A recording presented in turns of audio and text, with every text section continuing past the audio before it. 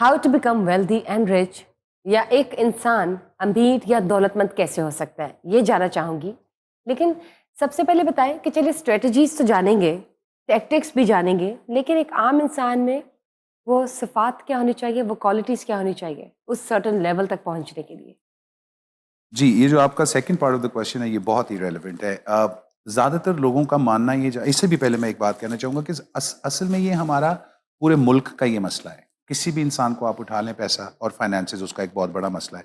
और किसी for some odd reason हमने इसको शेम के साथ एसोसिएट कर दिया हुआ है। इसको बुरा माना जाता है कि जब हम पैसों के बारे में बात करते हैं और जब हम लोगों को बताते हैं कि पैसा किस तरह कमाना चाहिए, तो इसके बारे में लोग बड़ा बुरा फ़ील करते हैं। इसलिए तो एक वर्ड आया है जिसको हम कहते हैं the dirty filthy rich. He is dirty filthy rich, he is filthy rich. इसका मतलब ये है कि जिसके पास भी ज़्यादा पैसा होता है हमारे मुआशरे में, तो हमारा ये मानना है, ख़ास तौर पे एशियंस का ये मानना है कि ये 2 नंबर का पैसा है, या ये हलाल का पैसा नहीं है। बट ब्लैक ऐसा है। ट्रू नहीं है। ब्लैक मनी है, ये व्हाइट मनी नहीं है, ये ऐसा सच नहीं। सबसे पहली बात ये है, लोगों का एक और बहुत बड़ा बिलीफ है, वो ये कहते हैं कि शायद बिज़नेसेस सक्सेसफुल होते हैं, लोग नहीं। इसलिए वो कभी भी अपने ऊपर काम नहीं करते और वो ये देखते हैं कि मार्केट में कौन सा बिजनेस बहुत सक्सेसफुल है और उसको देख के वो भी अपना एक अड्डा उसी हिसाब से खोल लेते हैं। ये बेसिक फर्क है एक बिजनेसमैन में और एंटरप्रेन्योर में, जो अभी हम थोड़ी देर में डिस्कस भी करेंगे। असल में पैसा कमाना या फाइनेंसिस को अपने बढ़ाना या बहुत अमीर बनना या हद से ज़्यादा अमीर बनने का ख्वाब देखना या बनना चाहना कोई बुरी बात नहीं है, ये बहुत पॉजिटिव बात है। क्योंकि पैसे वाले लोग अगर आप देखें, जो अमीर लोग हैं इस पूरी दुनिया में, बेसिकली वो तो बड़े अच्छे लोग हैं। ये वो लोग हैं जो फलाई काम भी करते हैं, ये वो लोग हैं जो दुनिया में पैसा बांटते भी हैं, लोगों की मदद भी करते हैं, और फिर भी हम उनको बुरा कहते हैं। कितनी बड़ी डायकॉटमी है। तो सबसे पहले तो इस डायकॉटमी से जान छुड़वानी और ये मानना, डिनाइल से बाहर निकलना, जस्ट बिकॉज मेरे पास नहीं है तो किसी और के पास है, तो इसका मतलब ये नहीं कि वो 2 नंबर का पैसा है। नंबर 2, जो बात सबसे इंपॉर्टेंट है वो ये है कि चंद आदात होती हैं जो किसी भी इंसान में अगर तो इनकलकेट कर दी जाएं या वो खुद से अपने अंदर इनकलकेट कर ले, तो वो अमीर हो जाएगा, वो वेल्दी हो जाएगा। कौन सी वो ऐसी आदत हैं? स्टीफन आर कवी ने बहुत रिसर्च की और उसने एक थीसिस लिखा, एक पेपर लिखा जिसमें उसने फॉर्च्यून 500 कंपनीज के जितने भी ये टॉप नॉच बिजनेसमैन थे, टॉप नॉच एंटरप्रेन्योर्स थे और बड़े पैसे वाले लोग थे, इनको इंटरव्यू किया, इनके ऊपर बड़ी रिसर्च की और चंद आदात वो उसने निकाली कि हर अमीर इंसान में और हर सक्सेसफुल इंसान में अगर ये चंद आदात हैं, तो यही चंद आदात अगर एक आम इंसान भी अपने अंदर इनकलकेट कर लेगा तो वो भी अमीर हो जाएगा। इसमें नो रॉकेट साइंस। बिकॉज देखें, अल्लाह के यहाँ तो फेवरिज्म नहीं है ना, वो आपसे ज़्यादा और मुझसे कम तो प्यार नहीं करता। अल्लाह ताला तो हर एक से इक्वल प्यार करता है और हर एक को मौका भी देता है, अपॉर्चुनिटी भी देता है। इसलिए तो हम कहते हैं कि दुनिया इज फुल ऑफ अबंडेंस, कि हर चीज़ इसमें हद से ज़्यादा है, आपने सिर्फ जाके लेनी है। तो सबसे पहली चीज़, जो सबसे पहली आदत जिस पे हमें एक्चुअली काम करना चाहिए, काम स्टार्ट करना चाहिए, उसको हम कहते हैं बीइंग प्रोएक्टिव। ठीक। प्रोएक्टिविटी का मतलब होता है, प्रो का मतलब पहले, एक्टिव यानी एक्शन से निकला है, कि एक्शन से पहले वाला करने वाला काम। मतलब प्री जैसे वर्क होता है। प्री वर्क, प्रीएम्प्टिव ठीक। अप्रोच आप जी। इसको कह सकते हैं। कि अगर तो आपने एग्जाम्स पास करने हैं तो फिर आपको पढ़ाई करनी बहुत और जरूरी है पहले से बिफोर हैंड। और बिफोर हैंड आपको क्वेश्चंस का भी अंदाजा होना राइट। चाहिए कि इस टाइप के क्वेश्चंस आते हैं। अगर तो आपने लेट्स सपोज रिश्ता निभाना है तो फिर आपको पहले से अंदाजा होना चाहिए कि it is not going to be all good good deal. ये ऐसा नहीं होगा, माँ का बच्चे के साथ भी नहीं होता, बाप का बच्चों के साथ नहीं होता, तो फिर किसी के साथ भी नहीं होता। रास्ते में प्रॉब्लम्स आएंगी, मुश्किलात आएंगी, हमें उसको अबूर करना है। तो ये प्रोएक्टिव अप्रोच होती है, पहले से तैयारी करके रखना। ये पहले से सोचना कि जब मैं घर से निकलूंगा तो मैंने सड़क पे इशारा नहीं काटना, रिगार्डलेस मुझे कितनी जल्दी है, मैंने ऑफिस में लेट हो रहा हूं, अगर मैं लेट हो रहा हूं तो वो मेरा मसला है। दुनिया में कुछ भी हासिल करने के लिए काम हमें अपने ऊपर ही करना पड़ेगा। वो किसी ने कहा ना कि मैं ये दुनिया बदलना चाहता हूं, तो एक गुरु ने उसको जवाब दिया कि पहले खुद को बदलो और फिर दुनिया बदल जाएगी। ट्रू। तो ये बहुत इंपॉर्टेंट है। लोगों को ये लगता है कि जैसे मैंने आपसे पहले भी अर्ज किया कि अगर मैं कपड़े का काम कर लूंगा पाकिस्तान में तो बहुत चलेगा। रेस्टोरेंट बिजनेस के बारे में भी यही है कि अगर मैं रेस्टोरेंट खोल लूंगा, क्योंकि पंजाब के लोग, पाकिस्तान के लोग खाने पीने के बहुत शौकीन हैं और हमारी कुजीन्स होती हैं, कराची की अपनी बड़ी ज़बरदस्त कुजीन्स है, लाहौर की अपनी ज़बरदस्त कुजीन्स हैं, तो लोग ये समझते हैं कि अगर मैं भी रेस्टोरेंट खोल लूंगा तो मेरा भी काम चल जाएगा। बट ऐसा नहीं है। अगर आप देखें तो एक रिसर्च ये साबित करती है कि थाउजेंड्स ऑफ रेस्टोरेंट्स डेली के तौर पे बंद होते हैं और उसकी वजह ना तो टेस्ट है ना तो कुछ और है। उसकी वजह बेसिकली ये है कि उस बिजनेस को उस तरह से चलाया नहीं गया जिस तरह उसको चलाना चाहिए। हम लोगों का लाल चेहरा देख के अपना थप्पड़ों से लाल करने की कोशिश करते हैं, तो ये गलत अप्रोच है।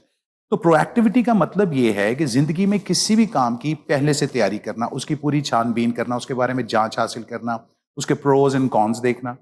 प्रो के बड़े मतलब होते हैं। प्रो का मतलब होता है, अगर आप किसी की साइड लेते हैं और किसी को सपोर्ट करते हैं तो हम कहते हैं कि ही इज प्रो फलानी लीग, ही इज प्रो फलानी पार्टी। प्रो का मतलब पहले भी होता है कि जब आप कोई काम पहले, जैसे प्री अभी आपने बोला, प्री या प्रो का मतलब यही होता है। प्रो का मतलब लाइकेबिलिटी भी होता है, प्रो का मतलब साथ रहना भी होता है। तो प्रो एक्टिव जब वो वर्ड कहते हैं, अप्रोच जब वो कहते हैं, तो वो यही कहते हैं कि इन सारी चीजों का मजमुआ है प्रोएक्टिव अप्रोच। अगर आप जिंदगी में कुछ भी हासिल करना चाहते हैं तो उसका आइडिया पहले से आपके जेहन में होना चाहिए। और ये है दूसरी हैबिट, वो ये है कि begin with an end in mind. पहली होगी प्रोएक्टिविटी, दूसरी हैबिट है begin with an end in mind. कितने लोग हैं हमारे इर्द गिर्द में, अगर आप देखें, जो कोई भी सफर शुरू करने से पहले एंड के बारे में सोचते हैं।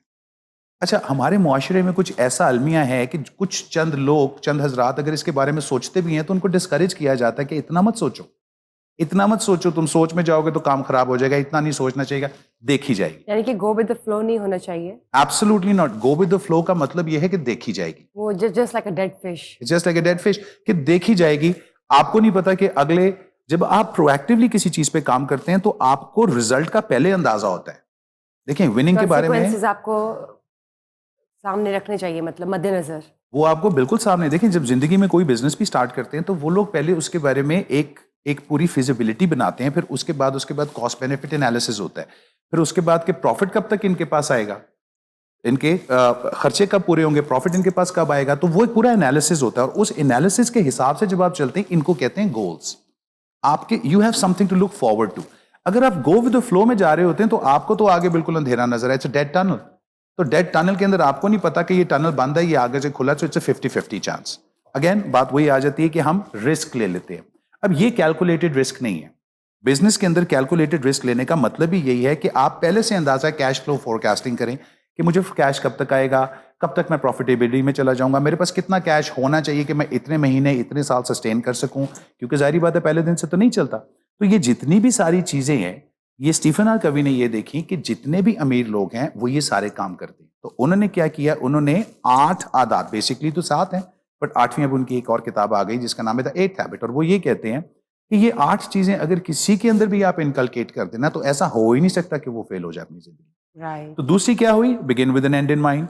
कोई भी काम शुरू करने से पहले नतीजे का आपने जेन में रखना है, मद्देनजर रखना है, और फिर आपने उसको एक पॉजिटिव अप्रोच के साथ लेके चलना है। जैसे मिसाल के तौर पे अगर एक लड़की और लड़का एक शादी के बंधन में जाते हैं, एक नए रिश्ते में जाते हैं, तो फिर उनको ये पता होना चाहिए हमारी लड़ाइयाँ भी होंगी, हमारी बहसें भी होंगी, हमारे डिफरेंसेस ऑफ ओपिनियन भी होंगे, हमारे स्टेक्स भी बहुत आए हैं, और हम एक दूसरे से रूड भी होंगे, हम हर वक्त लॉजिकल भी नहीं होंगे, इलॉजिकल भी होंगे। तो फिर हमने इसको मैनेज करना है। अप्स एंड डाउन आएंगे, हमने उसको मैनेज करना है। ऐसा नहीं करना कि अगर एक अप एंड डाउन आपकी जिंदगी में आया तो आपने कहा ओके दैट्स इट, अब यहाँ पे सब खत्म है, अब एक फेरी टेल स्टार्ट हो जाए, फेरी टेल, और मैं अपनी जिंदगी जीऊं, तुम अपनी जिंदगी जियो। उससे होगा क्या कि ये एक पैटर्न में घुस जाएंगे और फिर आहिस्ता इनकी हर रिश्ता ऐसे ही टूटता जाएगा, एक बबल में जाएगा, चले जाएंगे, एक पैटर्न में फंस जाएंगे। तो begin with an end in mind हो गई सेकेंड वन। अब जो तीसरी आदत है, जो उन्होंने देखा कि ये हर कामयाब इंसान में है, फॉर्च्यून 500 कंपनीज के जितने भी बड़े लीडर्स हैं उनके अंदर है, वो है कि वो फर्स्ट थिंग फर्स्ट के ऊपर बेस करते हैं। वो कहते हैं कि जो पहले करने वाला काम है वो हमने पहले करना है, प्रायोरिटाइज करते हैं, और जो बाद में करने वाला काम है वो हमने बाद में करना है, चाहे कुछ भी हो जाए, नो मैटर व्हाट। अब ये एक स्टैंडर्ड ऑपरेटिंग प्रोसीजर बना लेते हैं। अगर आप इन 7-8 चीजों को अपनी जिंदगी में SOPs बना लें, जिनको हम स्टैंडर्ड ऑपरेटिंग प्रोसीजर्स कहते हैं, तो सक्सेस आपकी हुई, it's in your pocket, all you have to do is just take it out and unfold it.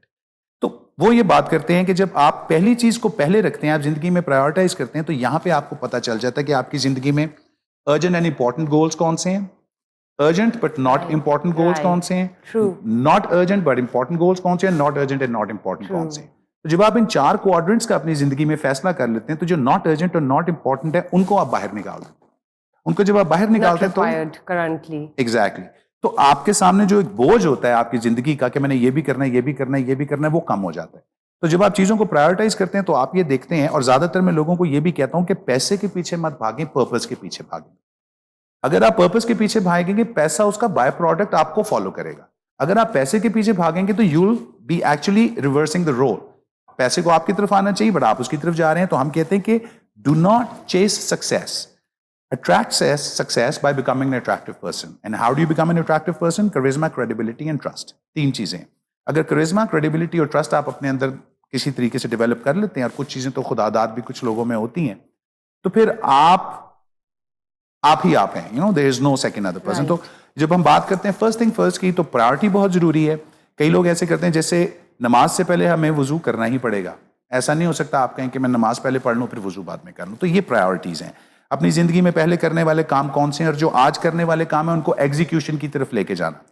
थोड़े थोड़े एग्जीक्यूशन। कई लोग ये कहते हैं कि बड़ा मुश्किल लगता है, टाइम नहीं है मेरे पास, तो मैं उनको कहता हूँ कि एक दिन में मत करो, 10 दिन में कर लो, लेकिन रोजाना थोड़ा सा काम इस गोल के पीछे कर लो। देखिए, जिससे आपने प्रायोरिटीज़ की बात की है, तो यूजुअली ऐसा भी तो होता है ना कि अगर एक इंसान जिसने अपने आप में ये आदतें शामिल करनी है, वो इस चीज़ से इस चीज़ को रिलेट कर सके कि अगर वो खाता है, पहले नाश्ता करता है, लंच करता है, यूजुअली ठीक है, रिलेटिव चॉइसेस है, कोई ऐसा तो नहीं कि वो डिनर कर ले सुबह के वक्त और फिर कोशिश करे सोने की, मतलब you go with the pattern and then you follow it according to your body needs and then you prioritize it. True. So anyone who wants to adopt this kind of lifestyle, I would rather say कि वो इसको इस चीज़ से भी relate कर सकते हैं।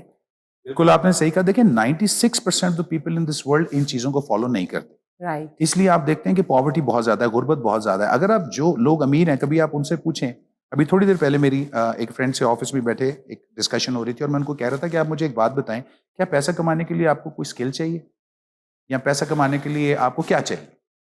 तो उन्होंने कहा कि हाँ, स्किल तो चाहिए, लेकिन कई दफ़ा पैसा कमाने के लिए पैसा भी चाहिए होता है। तो फिर मैंने उनको कहा कि जितनी भी बड़ी कंपनी, आप जेफ बेजोस को ले लें, आप एप्पल के स्टीव जॉब्स को, किसी को भी उठा के लें, तो क्या इन लोगों ने बहुत बड़ा सरमाया लगा के काम स्टार्ट किया था? मैंने कहा नहीं, उनके पास आइडिया था। मैंने उनको कहा कि उनके पास आइडिया से ज़्यादा एक और चीज़ थी, और वो थी ज़बानदानी। हमारे यहाँ पे जो वर्बेज है ना, वर्बोलॉजी, ज़बानदानी हम जिसको कहते हैं, मार्केटिंग के जितने भी लोग होते हैं इस दुनिया में बड़े कमाल के लोग होते हैं, और असल में किसी भी कंपनी को 0 से लेके 100 तक ले जाने में मार्केटिंग और सेल्स का ही ताल्लुक होता है। बाकी सब डिपार्टमेंट जो है उनकी सपोर्ट में होते हैं।